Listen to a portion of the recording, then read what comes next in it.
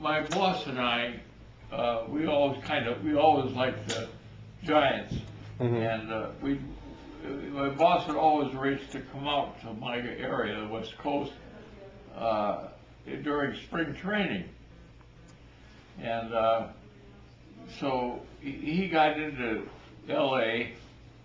about 9:30 at night, and he said he's hungry. So I took him to Tom Bergen's, which is a great sports bar, and he ordered ham and eggs.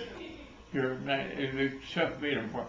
And on the way out, they had an oval bar there.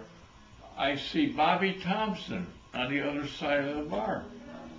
So I go around the bar and say to Bobby, you know, my boss is here from New York. He'd love to meet. Where is he? And my boss broke all track records going around the bar to meet Bobby Thompson.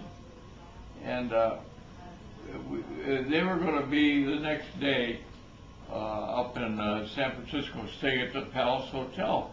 Well, my boss was staying there too, and we arranged to have breakfast with him on Saturday morning.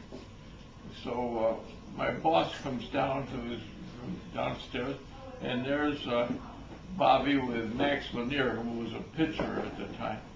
And we sat down and we're having breakfast. And my boss says, you know, something strange. He says, this morning, you know, the rooms have doors between the rooms there. He said, I could hear this booming voice. And it turned out it was Dr. Palermo of the Giants, who was arranging for a Giant to be circumcised the next morning.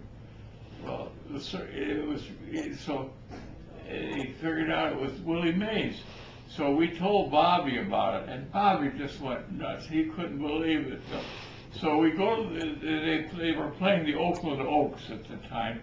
So we go to the game, and we're sitting there, and Leo DeRocher always coached on third.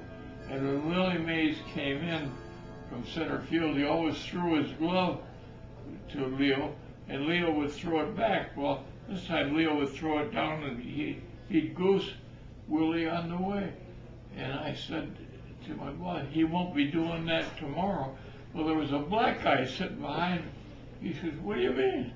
I said, well, Willie's going to be operated on tomorrow. He says, what kind of operation? He's going to be circumcised. Well, you know, blacks don't turn red, they turn gray. He says, you know, that's a serious operation. I said, yeah. I said, one slip of the knife and he comes out wearing a dress. That's the story. That's a pretty good one.